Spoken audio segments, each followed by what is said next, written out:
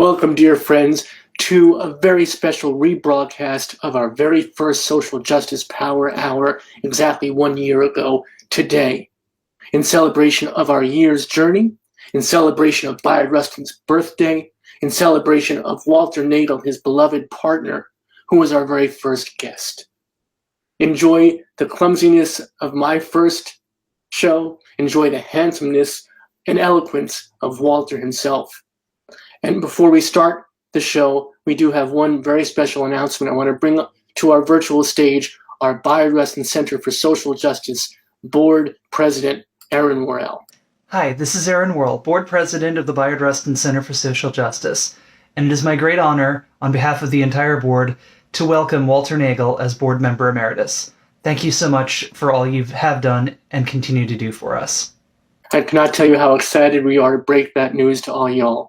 Walter is joining us as a Board Member Emeritus at our Bayard Rustin Center for Social Justice. It is an honor, it is a privilege, and we are over the moon about it. Thank you, Walter, for all you have done, and please enjoy this very first episode of our Bayard Rustin Center for Social Justice Power Hour. We're so thrilled you could join us tonight, and we're so thrilled to have our first guest with us, Bayard Rustin's partner, Walter Naegle, who he himself is an inspiration and a wonderful man, and someone that we've so lucky to have as a dedicated community liaison to the center and someone who supported us from the very get-go. So please feel free to ask your questions. We'll start talking. We'll start having a bit of a conversation. And then when you want to join in, we'll see your questions and we'll ask them of Walter and he'll answer them directly. So welcome, everybody, and thanks for joining us tonight. And without further ado, I want to bring to you truly one of my favorite people, Mr. Walter Naegle. Welcome, Walter. Hi, Robert. Greetings. And thank you for inviting me to be your first guest on the Bayard Rustin Social Justice Power Hour on what would have been Bayard's 108th birthday. Hard to believe, but today is his birthday. So yeah, I hope we're going to have a good conversation and some good questions, good participation out there. Me too. I'm just checking on the Facebook, seeing that we are actually broadcasting live, and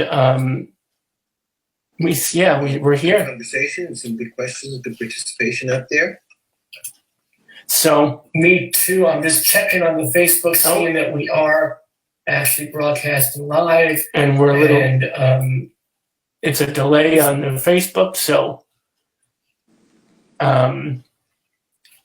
we're working out kinks, folks. We're starting, but here we are, and I think that now we are fully involved. So again, your questions for Walter, please feel free to type them out, message them to us, and we will answer them directly. In the meantime, let's start off one of my favorite stories, because I want to start off not talking about Bayard's activism, but his life and his love. And I love the story of how you guys met. Will you share that first? Sure. We met in April of 1977, about a month from now. About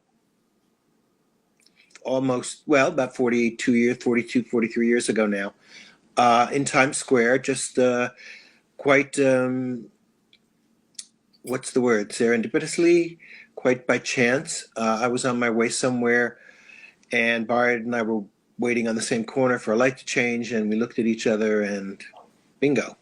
We started talking and kept talking for about 10 years. That's beautiful. I love that. I love kept talking for 10 years.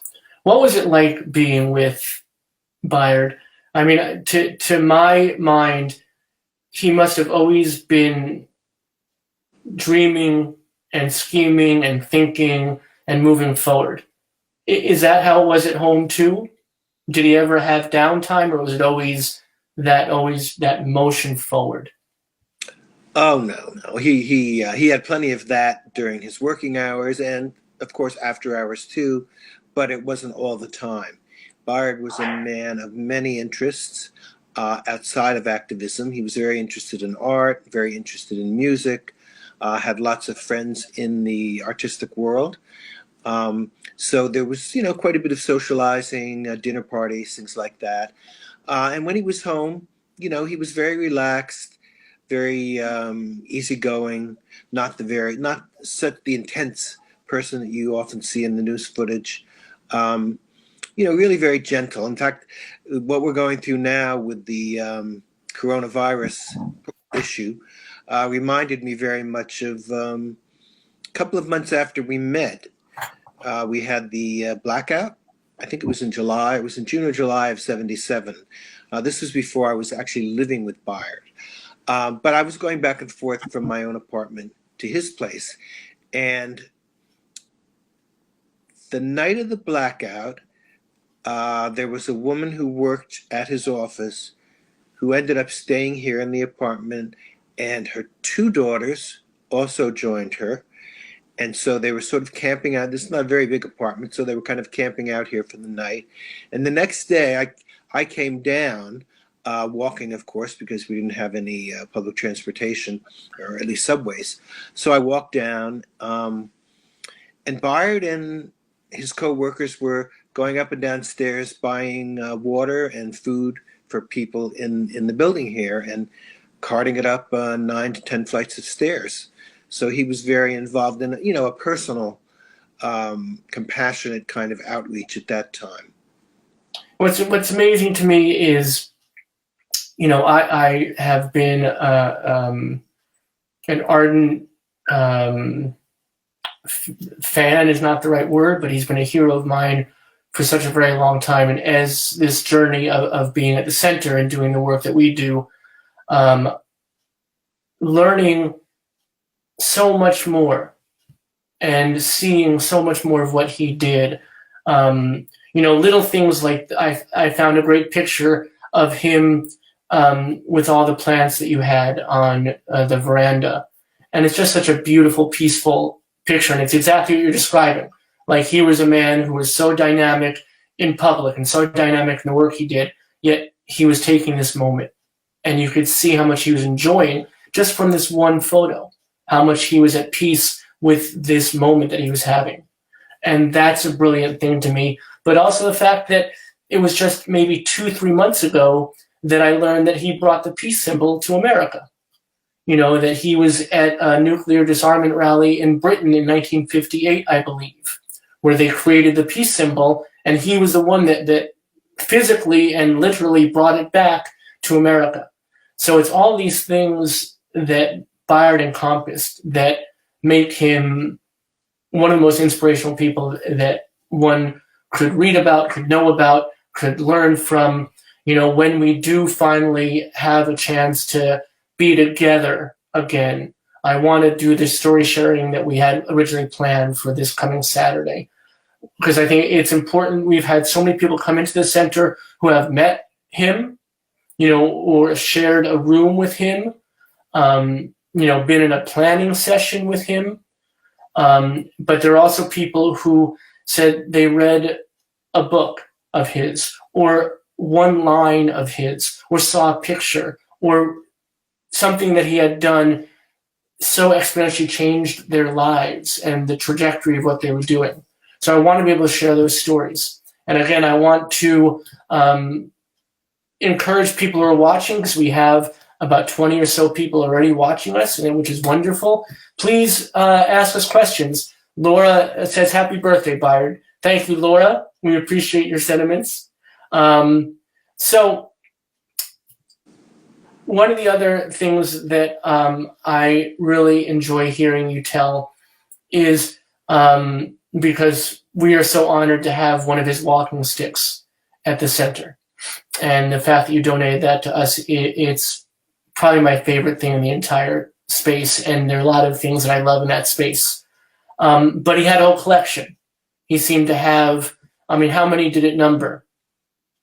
Oh, I think at the time he died, I think we were at about 200. Wow, that's incredible. And each one significant. Each one had a story, had a history, had meaning to them. It wasn't like he went to the corner store and bought 5 walking sticks. They all had some significance in some way. Is that correct? Yeah, for the most part, that's true. Yeah. You mentioned the story of Bayard and the peace symbol that really made its first appearance at the Aldermaston marches, as you said, the anti-nuclear marches in Britain. and I didn't know the story about him bringing it back here until a gentleman published this book several years ago about the history of the peace symbol, and he really gave Bayard the credit for bringing it over to this side of the Atlantic. Also, one of the things that I'd like to see happen, or I've thought about doing at some point, is maybe just coming up with a book of quotations of Bayard, because so many of the things that he says people have kind of latched onto, particularly the angelic troublemakers quote. But there's another one, Speak Truth to Power, which was the title of a very influential Quaker pamphlet that came out in, I think, 1954 and 1955. And it was addressing the so-called Cold War between the U.S. and the Soviet Union. And Bayard was part of a working group that formulated that pamphlet at a small Quaker study center in Pennsylvania. And at the time that it happened, his name was not put on the document because he had been arrested in 1953 in Pasadena, California on that morals charge. And people felt that they would be attacked if Bayard's name was on the pamphlet, and that it would distract from the message, the important message that the pamphlet had to offer. And after some wrangling back and forth, Bayard agreed to have his name removed. But he has often been given credit, and no one has come up with an argument to say, no, in fact, it wasn't him, with actually coining the phrase, speak truth to power. And as you know, that's very much in the common usage nowadays. So, that's a nice part of his legacy to have that phrase credited to him. I think that book of his quotes would be meaningful and important, and I think necessary. So I think that's a wonderful thing that we should explore. Forgive me, because I want to understand this, and this is really a question. I'm not leading you somewhere, but the civil rights movement didn't give him the credit he deserved. The Quakers were afraid of blowback. There were so many organizations, so many things that he was involved with. But unless I'm mistaken, it was really the unions, the workers, who really allowed him to be spotlighted and his work to be appreciated. Is that a correct assertion? Well, I think eventually that was the case. It took some time. I know that George Meany was a bit afraid of having Bayard around in the early days, and by the early days, I'm talking about around the time of the '63 March, because that's really when the labor movement and the civil rights movement started really working in coalition. There had been individual labor leaders, people like Albert Shanker and Walter Reuther, who had been very sympathetic to the civil rights movement. But there were a lot of rank and file trade unionists who were not. Some were just downright white racists. So they didn't have the kind of unity, shall we say, of purpose that they had until really after the '63 March. And then I think the working together, the coalition grew a lot stronger. Right. And partly because of Bayard's being gay, but also because of his some of his radical politics in the earlier days. Some of the trade unionists were a little more afraid of him. But that changed over time. He had some very strong allies in the trade union movement. One man especially helpful and friendly, and really kind of served as a bridge between Bayard, I would say, and Meany, is a man named Don Slayman. He was the head of the Civil Rights Division of the AFL-CIO for a number of years during the time of the march. And there's a picture of him, I guess in 1965, the Selma to Montgomery March. At the end of that march at the state capitol in Montgomery, there was a rally, a lot of people.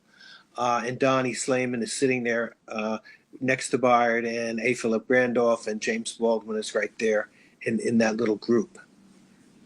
Right. So I want to get back. You mentioned the arrest, and I want to talk about that and the pardon that just came down just a couple weeks ago. But we have a question from a young man in the audience whose name is Glenn Pinnell, And for those of you who don't know, Glenn is also known as Mike Hotpence, who will be here with us tomorrow night, and a wonderful supporter of the center and a good friend. And he asks, you moved to New York in 1970, yes? Question mark.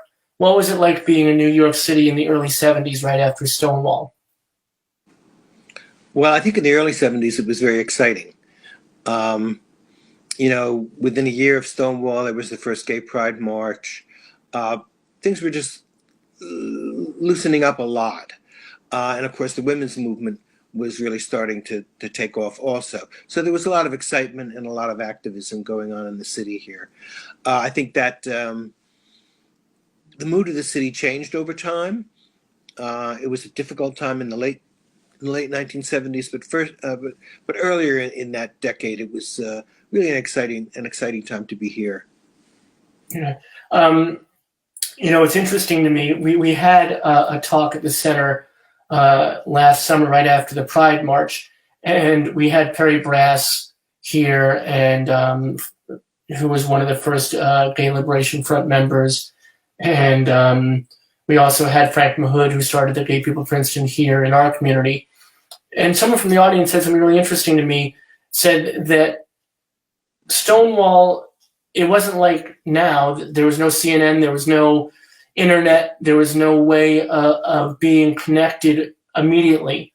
So the impact and the news of Stonewall didn't reach everybody for a time. There was a window of time where people found out about it, and it kind of grew in a slower pace than things do now. Is that your take on what happened back in the day, as it were? Oh, yeah, absolutely. Absolutely. That was true. If you go back even further in history, that was true with other movements.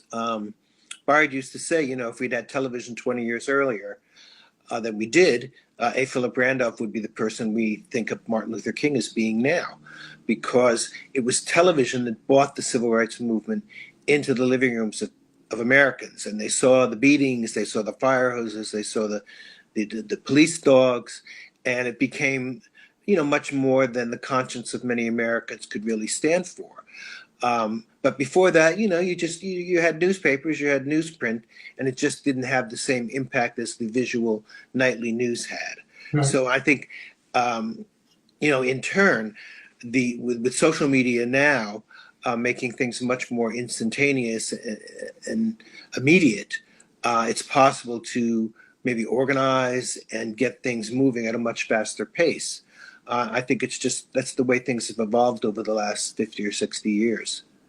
Yeah, and speaking of Laura Zerflu, who just asked a question, she's someone who organizes a lot of rallies here in town and is an incredibly active organizer and an inspiration to a lot of us here.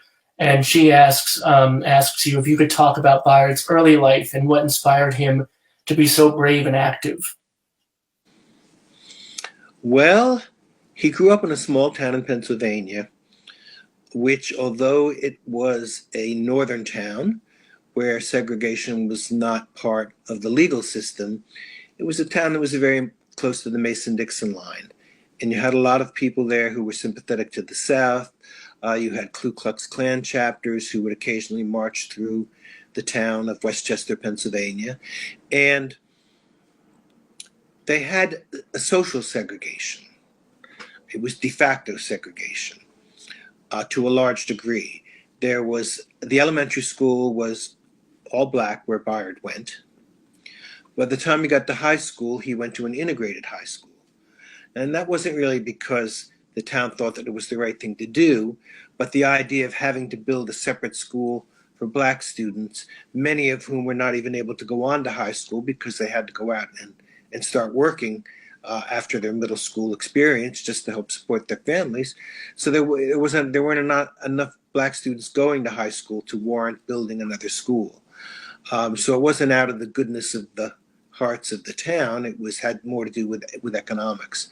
He grew up in a household raised by his grandparents.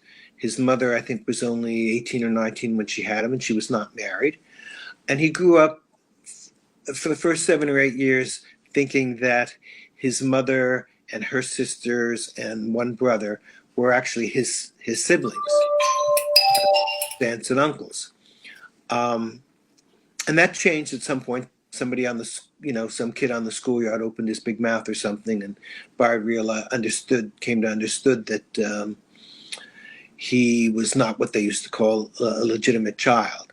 But he had a very loving household, very supportive, grew up with a lot of self-confidence, was very bright intellectually, very talented musically and athletically.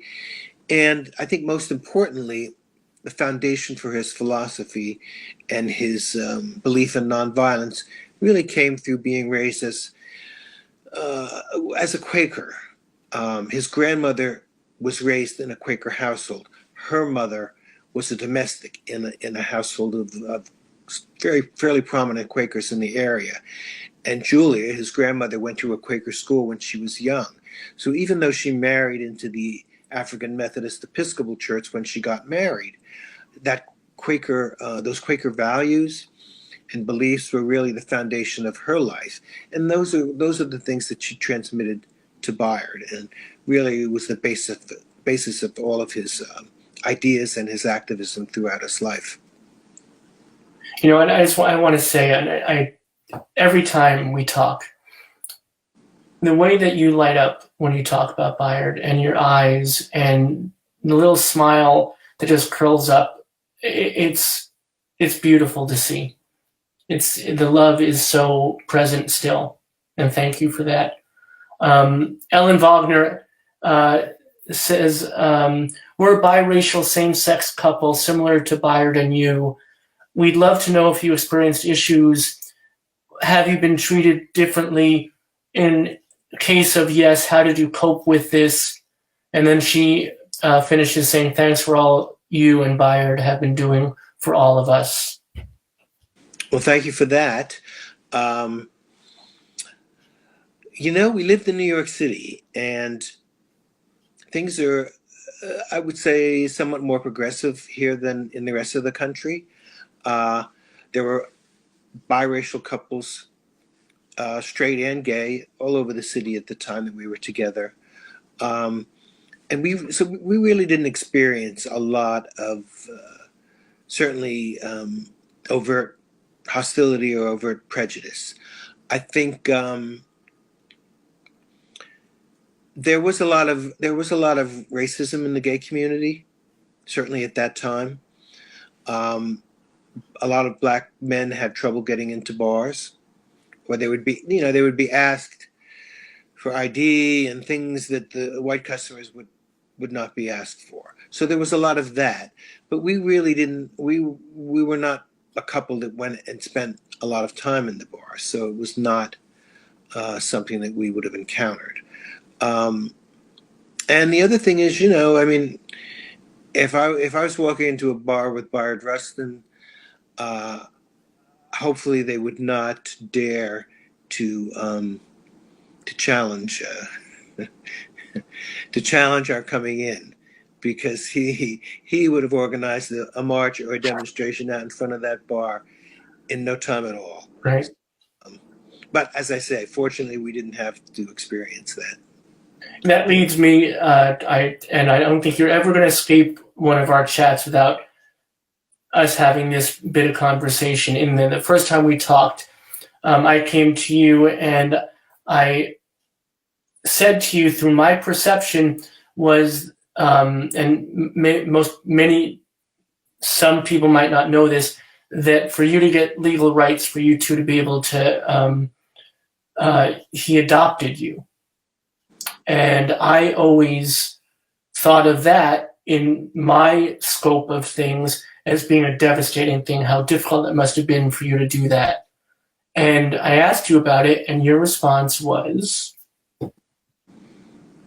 Oh, now I have to remember my response? Your response was that that you were actually proud of it, that you were thought that you had done this thing, and tell us about it. Tell why it wasn't the bad bit of business I thought it was. It was actually quite inspirational. Oh, yeah. I was not, Bayard considered it a bit of, shall we say, angelic troublemaking. a bit of mischief, sort of turning the legal system on its head to meet our needs at the time. You know, this was long before the time of gay marriage, even before the time gay marriage was even thought about as a possibility.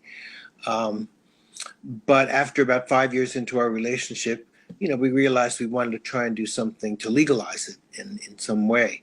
And he came up with that idea, and we had a lawyer already, and he found it to be, shall we say, an intriguing possibility or an intriguing road to go down, and took about a year or so, but it happened, and it made you know, it secured certain rights for both of us in our legal system, rights which would be available now to married couples, but again, at the time it was not. So it was a bit of, I would say, a bit of mischief.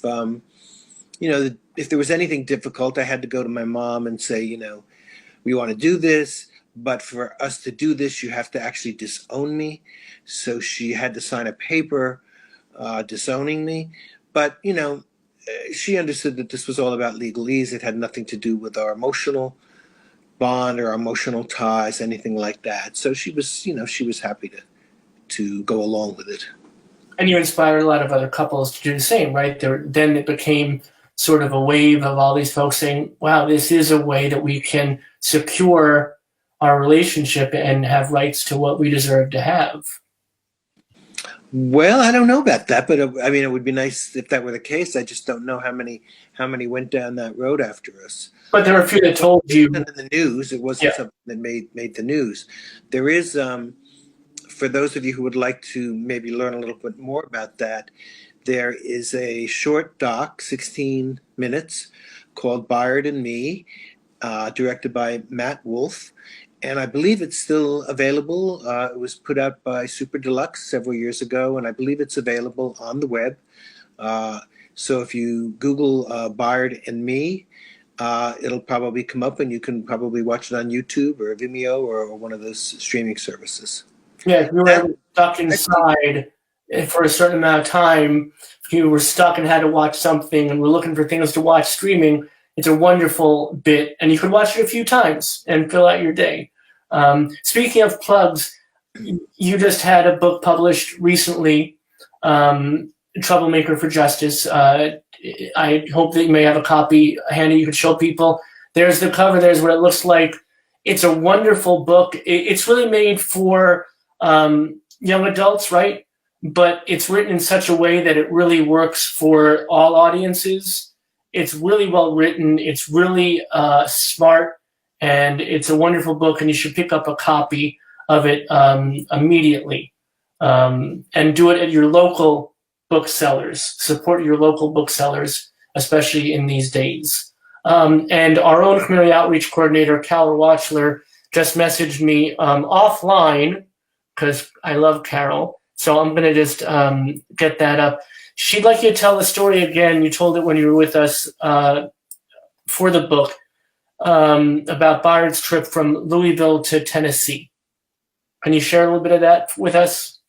Well, I'm trying to remember exactly which one it was. Did I read from the chap? Did I read from? Yeah, I think you read from the book, and she was quite taken with it. Okay. Well, I imagine it probably was the story about how he was riding on a bus.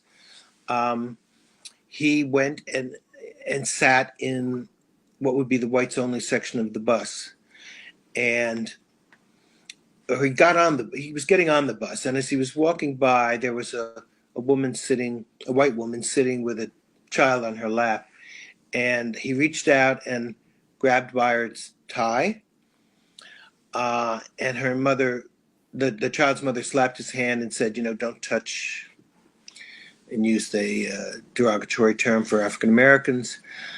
And Bayard realized at that moment that if he went to the back of the bus, that child wouldn't have any understanding that something wrong was going on here. There was an injustice taking place. So he insisted on sitting up in the front of the bus. And the bus driver called the police, and they came and, forcibly removed Bayard, started beating him, lifting him, taking him off the bus. And, he was arrested, and I don't think he actually served time in jail for that, but he was taken taken and booked on a misdemeanor charge or something. But his whole point was, children learn what they live. And if they don't get a sense that there's something wrong that's happening, then they just kind of think, well, that's the normal. And in this case, black people are supposed to sit in the back of the bus, and they're fine with that, and they like it.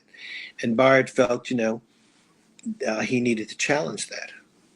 Yeah, and what year was that? Do you remember? That was probably, let me think now. I think it would have been in the early 40s. Yeah. I think it was before he went, he served time in the federal penitentiary for refusing to cooperate with the Selective Service. So I think it was just before that. And it was before the more famous group, what they called the First Freedom Ride, the Journey of Reconciliation, which was in 1947. But that was a group effort. Right. This earlier thing was an example of Bayard, really acting on his own and taking his life in his hands. Really, I mean, he could have been killed for what he was doing. I think that many times we engage in hyperbole when talking about historical figures or inspirational figures, but with Bayard, you can never, I think, over-exaggerate what he did, his efforts, his beliefs, putting beliefs into action. Haley asks, what particular aspect, and before I go on, Haley is going to be the person who hosts our open mic on Friday night, so get your guitars and your poetry and your spoken word and your tap shoes ready for open mic on Friday night. But for tonight, Haley asks, Walter, what particular aspect of civil rights do you think Bayard would be most passionate about now? Well, I would say there are two things that come to mind immediately. Certainly, voting rights and ensuring people's access to the polls, speaking out against attempts at voter suppression, at gerrymandering, doing things to try and manipulate the vote so that people don't really have their true voice. It doesn't really reflect the true voting population. So he would certainly be speaking out about that. And a larger issue is, of course, the whole issue of poverty and economic justice. That might not be considered to fall under the strict definition of civil rights, but Bayard viewed the idea of having a living wage. He believed that all work had dignity, and that people, if you're going to be working 40 hours a week, you should be able to support your family, no matter what your job is. And so he would be advocating for an end to poverty, for more anti-poverty programs, for jobs programs, certainly for a stronger labor movement. The labor movement has been chipped away at for the last 20 or 30 years here in this country. He and the A. Philip Randolph Institute came out with something called the Freedom Budget for All Americans. It was published in 1966. And it was a very detailed outline for doing away with poverty over the next decade, roughly from 1966 to 76. And there were some hearings about it in the Congress, and it was published and is available. It's probably available online.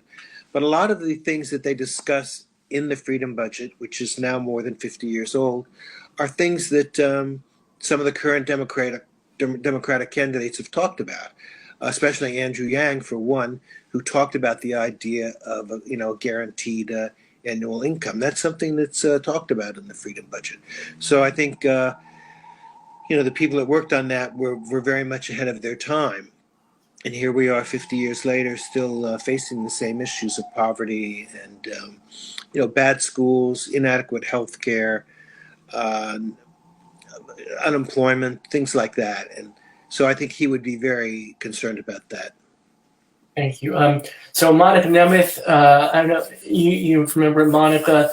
She is actually the first openly transgender individual elected to public office in Washington, D.C., and she just wants to share. It's great to see the two of you. Happy birthday, Bayard. Thank you, Thank Monica. you. Yeah, wonderful to hear from you. Going back up, Glenn asks if you feel comfortable, can you talk about your own coming out experience? Yeah, I think so. For me, it wasn't very traumatic. I was lucky. My family was very accepting. Um, a couple of my family members are involved in psychology, the mental health professions, things like that. And at the time that I was really coming out, I was working here in New York in a psychiatric hospital. So I had access to a lot of literature, a lot of books. Of course, at that time, being gay, being lesbian was still considered a disease, um, a disorder, a psychiatric disorder. Uh, and so, on the one hand, I had access to informed scientific research and ideas, but at the same time, the society itself was not really ready for that. And even some of the scientists weren't either. But over the next couple of years is when the LGBT movement started advocating to have same-sex relations removed from the psychiatric disorders glossary or dictionary, whatever you want to call it. And they were successful. I think it was in 1973 or 1974 where it was removed. So again, living in New York, it was a very different experience than had I lived in a small town somewhere in the country. I never felt alone. I had a lot of gay friends, so it was fine for me. Um, I should mention actually that the gentleman who made one of the directors of Brother Outsider, a man named Bennett Singer, is currently finishing up a film on that whole movement to have LGBT and same-sex relations removed from the psychiatric disorders glossary. And it's filmed, it's called Cured. And I think I'm not sure. It will be on PBS at some point probably within the next 6 months. I think they were hoping for Pride Month, but I'm not sure that they're going to make it for that. But keep your eyes out for it. It's called Cured. That sounds wonderful. That's an important bit of history and movement. Thank you.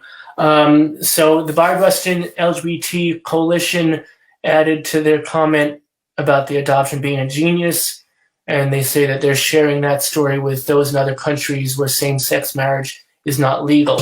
Thank you for that important work. You guys are doing wonderful things. You folks, I should say. Let me make my non-gender specific language correct. Ellen asks, dreaming a bit, if you could write, and this is going along with what you're just talking about with writing legislation. If you could write a bill today, knowing it would pass Congress tomorrow, what would it be? That's an interesting question and one that I haven't had before. Well, I think it would be something along the lines of having a guaranteed income for Americans. Meaning that if the government cannot provide jobs for everybody that wants to work, then they should be responsible for, for creating a minimum standard of living. I think this would also help address the homeless situation. We have a tremendous problem in this country with homelessness. Those of us in the big cities are acutely aware of that. But providing some kind of a minimum standard of living, for all Americans, that would that's a big wish, I guess you could say, a big reach. But even if we try to work in that direction, even in small steps, I think that would be moving in the right direction.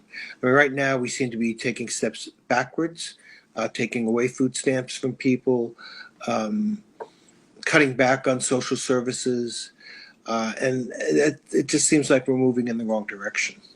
Right. Thank you. That was very well answered for your first time. Laura, of course, the great organizer that she is, posted a link for all those folks of you on Facebook with us. You can look in the messages, and she has the Wikipedia page for the Freedom Budget for All Americans if you want to read it in its full content. Thank you for that. Stephanie, one of our wonderful visitors to the center, wanted to share with you that she has been enjoying very much reading the collected writings of Bayard at BRCSJ headquarters on our beanbag chairs. So she sends her regards in Stephanie fashion. Thank you. I think that I've covered all the questions thus far. If I've missed something, please do type it again. We've gotten a lot in, and I don't want to miss anybody's queries or statements. And please feel free. We do want to get to everybody's questions and ideas and inspirations. And just if you want to share a thought, please feel free. But this leads me back to something I was getting to before. You've mentioned Bayard's many arrests. And just recently there was a wonderful bit of business in California where he was pardoned for his arrest. And would you share some of that story with us? Mm-hmm. Yes. I was approached by the Imperial Court, who have been sort of spearheading a campaign to have a postage stamp with Bayard's image on it. This is, something that's been going on for a long time. And one of the things that they heard was that one of the commissioners on the stamp committee was objecting to having this because of Bayard's arrest in 1953 on a morals charge in Pasadena, California. So the people from the Imperial Court came up with the idea of, well, if we could get a pardon, if we could have this arrest erased or pardoned, that would remove that objection. And they came to me and we spoke about it. And I was a little skeptical at first, but because I kind of felt, well, why should Bayard benefit from something like this when there were many, many, many other people who found themselves in the same circumstances? Bayard, after all, was very strong and overcame this arrest. I mean, it certainly caused some problems in his life that first couple of years after the arrest. But he was very resilient, and he came back with a bang and really, really made a name for himself in the movements. And there were other people whose lives were destroyed by these kinds of things. Their marriages were affected, their families sometimes split up. There were people who committed suicide. So I felt, this is all good and well for Bayard, but what about all of those other folks? And so as the governor issued the pardon, he also created a process where other people could apply for clemency or for pardons, other people who had been arrested with similar charges. So I felt a little more at peace with the notion of, well, okay, again, I guess Bayard is sort of leading the way again, but there are a lot of people behind him that hopefully will benefit from this process. And I always want to give a shout out, and I hope I'm getting these names right. If I'm not, if someone can correct me, but it was State Senator Scott Wiener and Assembly Person Weber in California. Those names ring a bell. Am I getting those names correct? Mm-hmm. They were the two that spearheaded the effort at the beginning? Yes.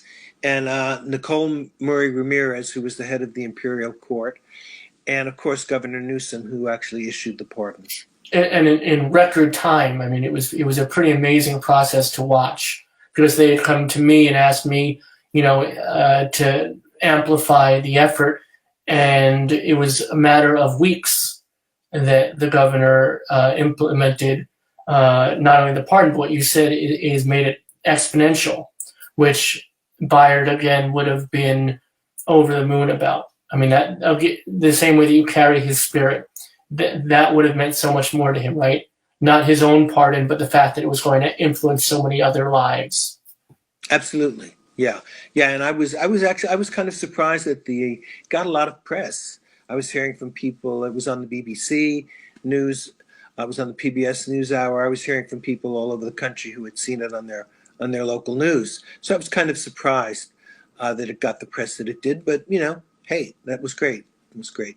Yeah, it's rare to see good news travel fast, right? Yeah. That nowadays. Can you clarify if he had the same offense while attending Wilberforce, or was he just expelled? If he did receive an immorals charge in Ohio, do you think they will do a pardon? Oh, well, as far as I know, that didn't happen in Ohio.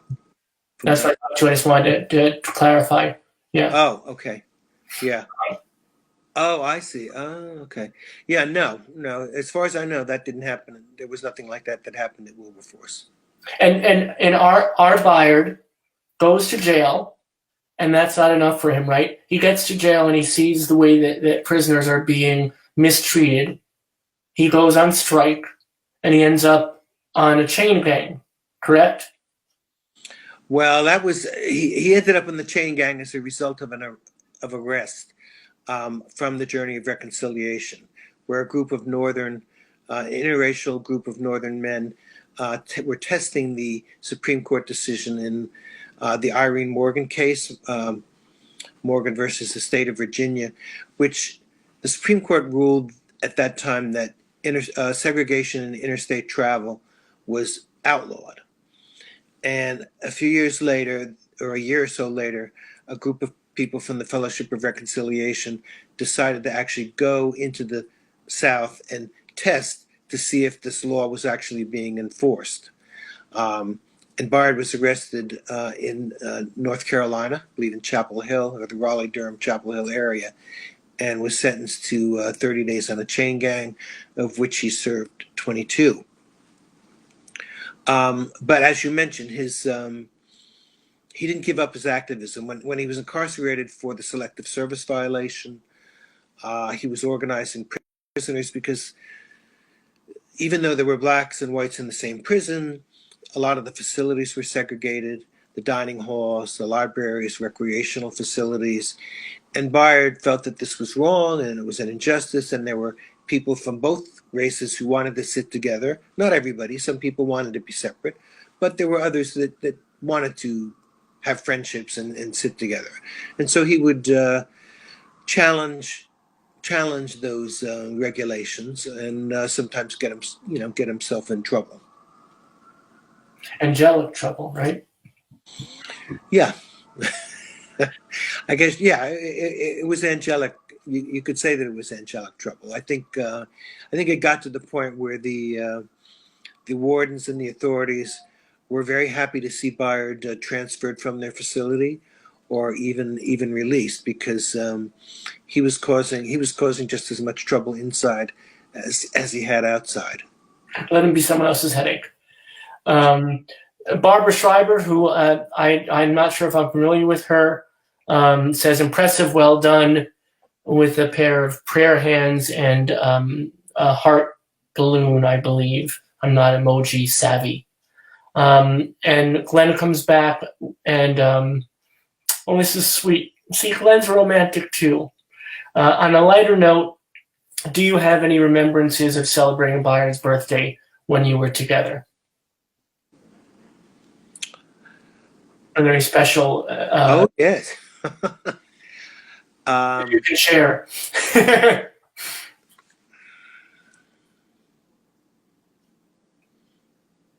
Well, actually, I was something came to my mind right away, but that wasn't his birthday. It was another event. But do you mind if it's just a casual another experience? I think Glenn will be fine with that. Share it. Well, yeah, I could do that, but I could talk a little bit about the birthdays. So, I mean, usually the birthdays were celebrated with close friends. He had two of his best friends lived down in Greenwich Village, and we would usually have dinner with 3 or 4 people at their home. Sometimes there were a couple of public celebrations that were really fundraisers for the A. Philip Randolph Educational Fund. There was one at the Hilton in 1987 for his 75th, which turned out to be just a couple of months before he died. I'm glad we did it when we did, of course, and there were wonderful speakers. Vernon Jordan, Ernie Green, who was one of the Little Rock Nine, Elie Wiesel was there. He spoke. Tom Donahue from the AFL-CIO. It was really a wonderful celebration. The incident that I was thinking of, I think it was probably a Valentine's Day, and we went to one of our favorite restaurants at the time, no longer exists, and he gave me this little. I had a collection of rabbits, and he gave me this little Tiffany rabbit box. And we had our dinner. It was a Chinese restaurant. We had our dinner, and we got our fortune cookies. And I opened mine up, and the fortune said, "His heart was yours from the moment you met."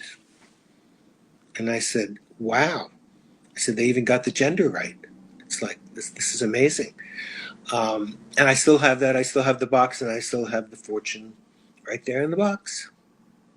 That's beautiful. Thank you for sharing that. Stephanie asks, Bayard had a friendship with Captain Jones from the Chain Gang.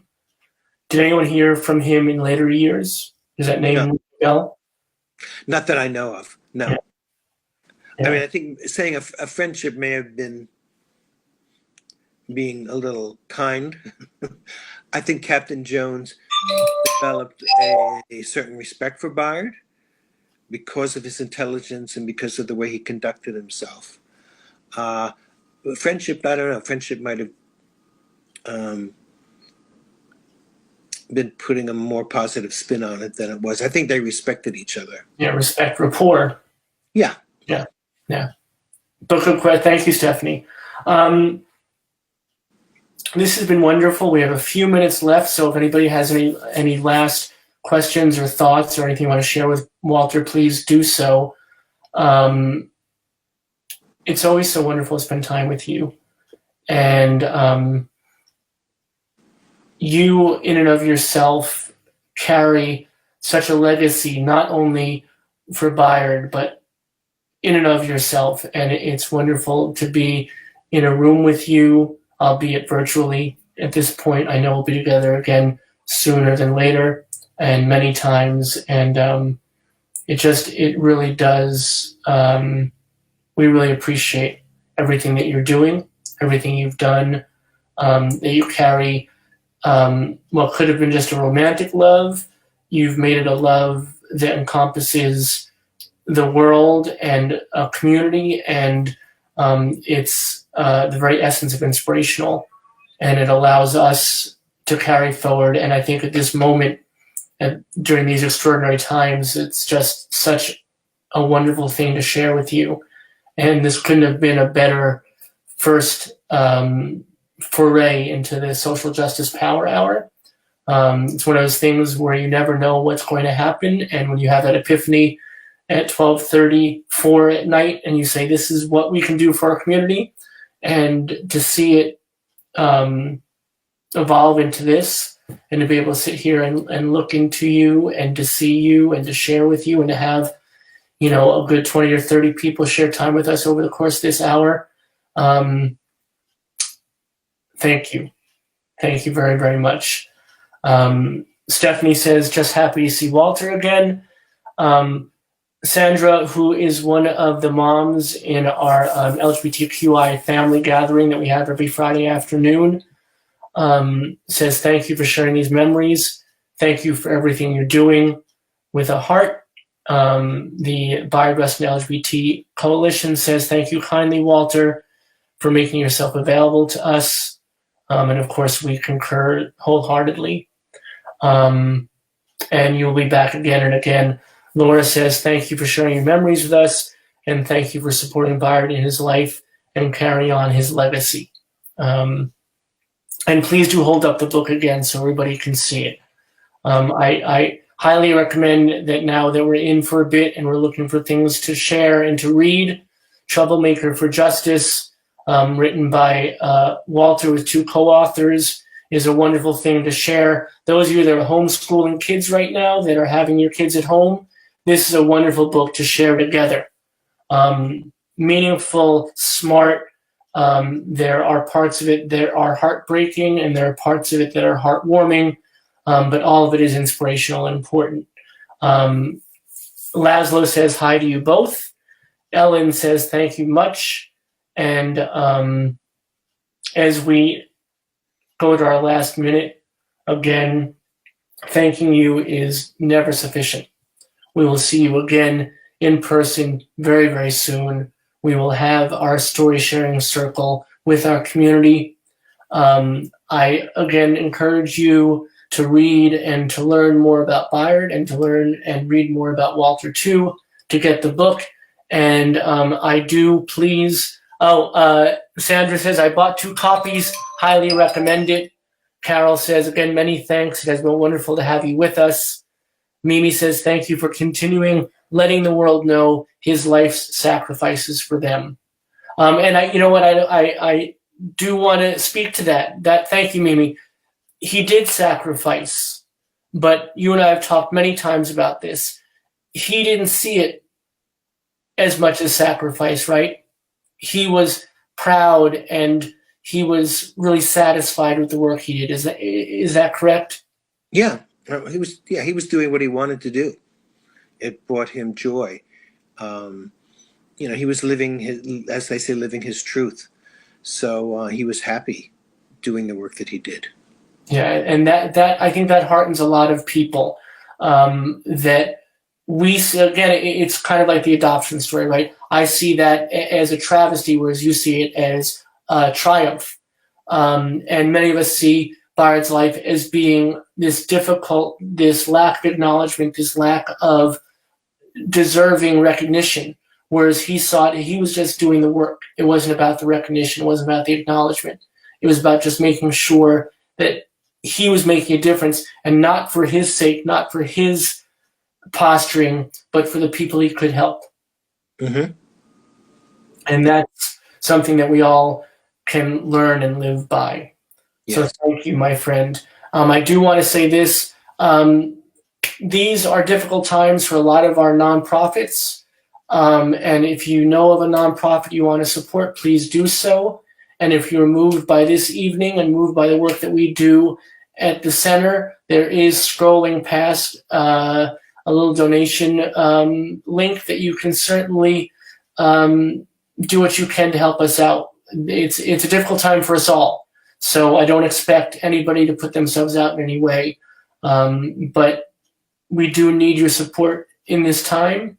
We're going to put on these events for at least the next 3 weeks. As I said, this has been wonderful, and maybe we made a mistake about having this first, because I'm not sure how we're going to match it. Glenn, you have a lot of work to do tomorrow night.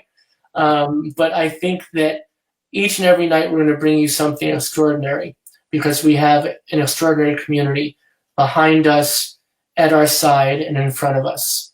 And no one more so than Mr. Walter Naegle. So thank you, Walter, for your time tonight.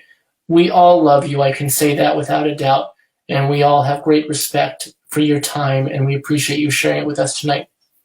Thank you, Robert. Thank you all, listeners, viewers, for your questions. As Robert said, this is a difficult time, so carry on as best as you can with love, compassion, patience, a lot of patience, and try and keep your sense of humor, and we will get through this. We enjoyed seeing the very first broadcast of our Social Justice Power Hour exactly a year ago today. Thank you, Walter, for joining us for that first episode, and thank you, Walter, for joining us now as board member emeritus at our Bayard Rustin Center for Social Justice. One of the things you might have heard me say in that broadcast was we expect to go for at least 3 weeks. Well, it's a year later, my friends, we're still going strong. Please do stay tuned to see highlights from our first year. And do stay tuned every night thereafter at 7 p.m. Eastern, 4 p.m. Pacific. The Power Hour is still coming at you. Please do join us. We look forward to having you in virtual community.